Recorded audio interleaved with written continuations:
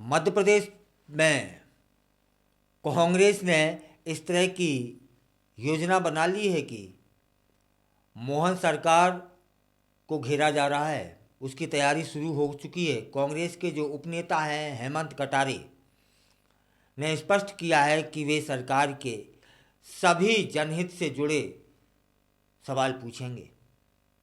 उनका कहना है कि यदि वित्तीय प्रशासन में गड़बड़ी है तो रोजगार की बात बेईमानी हो जाती है।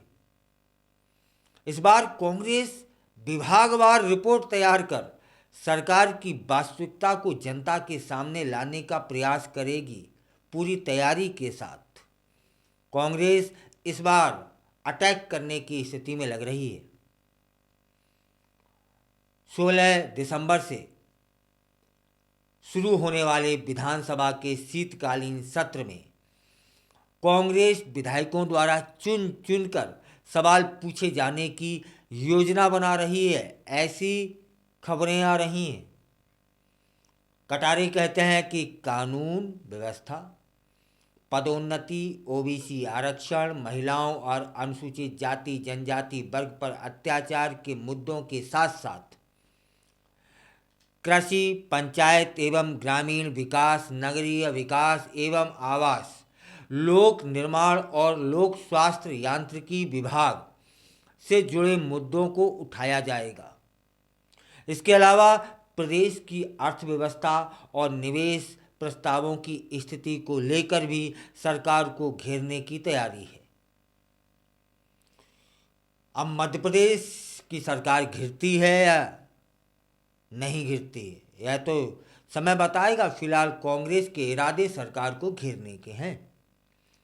कांग्रेस ने पिछले 10 महीनों में अनुसूचित जाति जनजाति और पिछड़े वर्ग के लोगों पर हुए अत्याचार की घटनाओं पर अलग अलग टीमें बनाकर जांच कराई थी और इन रिपोर्टों के आधार पर सदन में कानून व्यवस्था के मुद्दे पर सरकार को घेरने का प्रयास किया जाएगा। विशेष रूप से भोपाल में एमडी ड्रग्स के निर्माण की घटनाएं, नशीले पदार्थों का बढ़ता उपयोग, अपहरण और महिलाओं तथा बच्चियों पर अत्याचार के मामलों को प्रमुखता से उठाया जाएगा। कर्मचारियों से संबंधित मुद्दे भी कांग्रेस के एजेंडे का एक महत्वपूर्ण हिस्सा हो सकते हैं।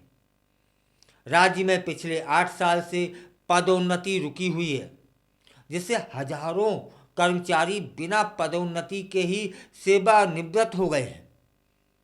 कांग्रेस ने ओबीसी आरक्षण को 14 से बढ़ाकर 27% किया था, लेकिन यह मामला अभी भी कोर्ट में लंबित है। इसके अलावा लोक निर्माण विभाग में लगातार अनियमितताओं के मामले सामने आ रहे हैं।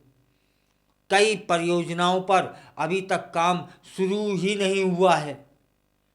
भाजपा ने विधानसभा चुनाव से पहले कई घोषणाएं की थी, जैसे किसानों को गेहूं के लिए 2700 रुपये और धान के लिए 3100 रुपये प्रति कुंटल देना, लाडली बहना योजना के तहत महिलाओं को 3000 रुपये देना। लेकिन अभी तक इन घोषणाओं का क्रियान्वयन नहीं हुआ है। शहरों के मास्टर प्लान अटके हुए हैं। हर घर नल से जल पहुंचाने की योजना में भी अनियमितताएं सामने आ रही हैं। इन सभी मुद्दों को लेकर विधायकों से कहा गया है कि अपने क्षेत्रों के अलावा पूरे प्रदेश पर असर डालने वाले मुद्दों को विधानसभा में उठाएं और सरकार से जवाब मांगें। हेमंत कटारे आगे कहते हैं कि आगामी विधानसभा सत्र में हम सरकार से वे सभी सवाल पूछेंगे जो जनहित से जुड़े हुए हैं। उन्होंने चेतावनी दी कि यदि वित्तीय प्रशासन गड़बड़ है तो रोजगार की बात बेईमानी हो गई। उनका कहना था कि वर्तमान प्रशासनिक स्थिति अराजकता की ओर बढ़ रही है, विभागों में काम नहीं हो रहा है। कांग्रेस का यह प्रयास एक महत्वपूर्ण राजनीतिक रणनीति का हिस्सा है, जिसका उद्देश्य जनता के बीच अपनी स्थिति मजबूत करना और भाजपा सरकार की कमियों को उजागर करना होगा। पार्टी नेताओं का मानना है कि यदि वे सही तरीके से मुद्दों को उठाते हैं तो इससे उन्हें आगामी चुनाव में लाभ मिल सकता है। इस प्रकार मध्य प्रदेश विधानसभा सत्र में कांग्रेस द्वारा उठाए जाने वाले मुद्दे न केवल राजनीतिक दृष्टिकोण से महत्वपूर्ण होंगे बल्कि ये राज्य की जनता के लिए भी महत्वपूर्ण होंगे। यह देखना दिलचस्प हो जाएगा कि क्या कांग्रेस अपने इस प्रयास में सफल होती है या फिर नहीं। इससे पहले हमने देखा है कि कैसे राजनीतिक दल अपने अपने एजेंडे को आगे बढ़ाने के लिए विधानसभा सत्र का उपयोग करते हैं। अब यह देखना होगा कि क्या भाजपा इस बार इन सवालों का संतोषजनक उत्तर दे पाएगी या फिर विपक्षी दलों द्वारा उठाए गए मुद्दे उनके लिए परेशानी का सबब बनेंगे।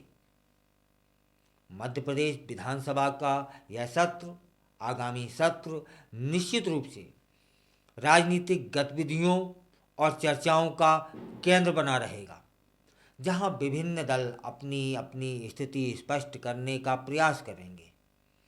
ऐसे में जनता की नज़रें इस सत्र पर रहने वाली हैं ताकि वे जान सकें कि उनकी समस्याओं का समाधान किस प्रकार किया जाता है और कौन सा दल उनके हितों की रक्षा करने में सक्षम होता है। फिलहाल हेमंत कटारे के साथ साथ पूरी कांग्रेस इस बार विधानसभा सत्र में भाजपा की सरकार, वर्तमान की सरकार, मोहन सरकार को पूरी तरीके से घेरने का मन बना चुकी है। अब घेर पाएगी या फिर नहीं, यह तो समय बताएगा।